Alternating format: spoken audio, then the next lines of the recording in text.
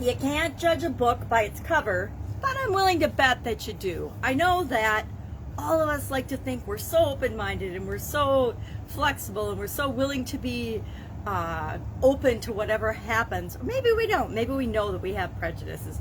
But I guarantee each and every one of us, based on our experiences in our past, have predetermined opinions and judgments of different things, including books by their covers. Literally, books by their covers. This is a relatively new idiom. It only became popular in about 1944 when it appeared in a speech in the African American Journal. And then in 1946, there was a murder mystery called The Glass Room by Lester Fuller and Edwin Rolfe, I think, that made it really, really popular. And people started to say, well, you can't judge a book by its cover.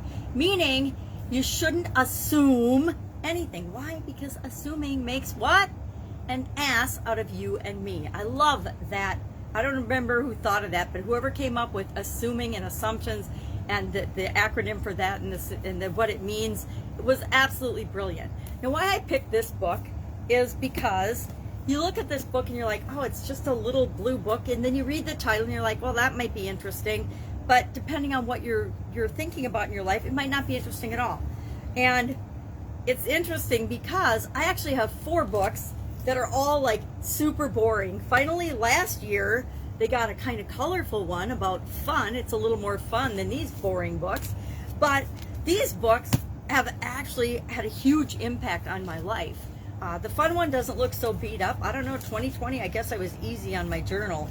But these are little journal books that help me to focus on and overcome a certain challenge every year.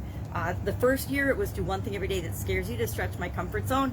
If I had looked at this book and thought it's a really boring cover, it is. It's a boring book. And I would read the back, which is also very simple. There's like a paragraph on the back, oh, a unicorn sticker, or another sticker, backwards name, and a few words. And you would think, well, I can't judge this book based on that.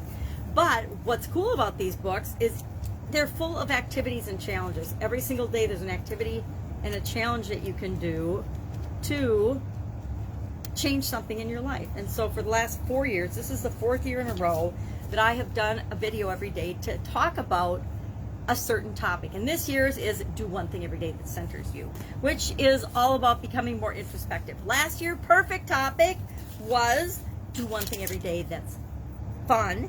Before that was do one thing every day that makes you happy. And then again, the original one was do one thing every day that scares you and stretches your comfort zone.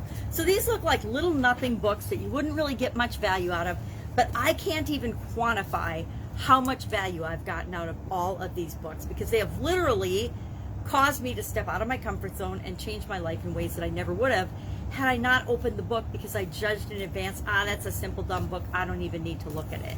We do the same thing with people and situations and things and ideas. As much as we want to think that we're open-minded, we tend to be fixed in our thinking until something comes along and changes the way we see the world, the way we look at things. Think global pandemic. Last year, more people probably were shaken awake out of their comfort zone and out of their normal way of thinking, at least out of their normal way of being and behaving every single day, than in any other time, maybe any other time in our history. In our history, for sure, in my whole life, nothing like this has ever happened. So we talked a few days ago, I think probably, or within the last 30 or so days, about appearances can be deceiving, right? We can, and we do it automatically. We automatically judge everything we see, everything we experience through all of our senses automatically, and that triggers our emotions, and our emotions go into a whole rampage of pulling up memories and pulling up situations and telling us how we need to act in this particular situation. Do we need to run away? Does this person or this situation seem dangerous? Do we need to take action immediately? Fight, flight, or whatever other automatic response we might have. But those appearances can be deceiving. Have you ever met someone and you thought they were one type of person based on their appearance? Because we make an instant judgment on people within like 8 to 15 seconds. We have summed up any individual that we see, and we've made all those decisions automatically as to what we think, and we've formed an opinion about them. But that can be really deceiving. Think about any different types of people that you've met and that you thought initially were like, meh, I'm not going to get along with this person, we're so different, only to discover after about a 2 or 3 minute conversation that you absolutely have a ton of things in common and they could be your new best friend. I know that's happened to me on so many occasions. Not that I've automatically consciously judged people and said, there's nothing this person can offer me, because I never do that. I figure I can learn something from absolutely every other human being that I come in contact with. And incidentally, so can you. We all can. But we have to be open to that. So in our businesses and in our lives, how do we make sure that we are not quickly judging and assuming incorrectly about people, yet protect ourselves and our businesses and our operations and our endeavors and our financial bank accounts, because this has happened to me too by trusting the wrong people, from being attacked or negatively impacted? How do we avoid this? Number one, we do our homework, we do our research. I still get horrified when I'm working with somebody that hires people, they just, through the grapevine, or they've never met them, and in addition to that, they might do a spotty or a 5-minute phone interview and then hire somebody, yet never do any background, not even, it depends on your industry or your business, but any kind of a check to see if the people really are who they say they are. I don't remember, there's some statistic that like 80% of people lie on their resumes. So if you're looking at someone's resume and you're just going based on that, and then you're maybe having a short conversation with them and hiring them, that can lead to huge problems and huge trouble. I've never done that. I've hired literally thousands of people throughout my decades-long career, both in corporate America and for running businesses of my own and hiring people for other people. So you learn pretty early on to spot when people aren't being authentic or aren't who they really are. But initially, you don't necessarily do that. You have to remember to do your homework.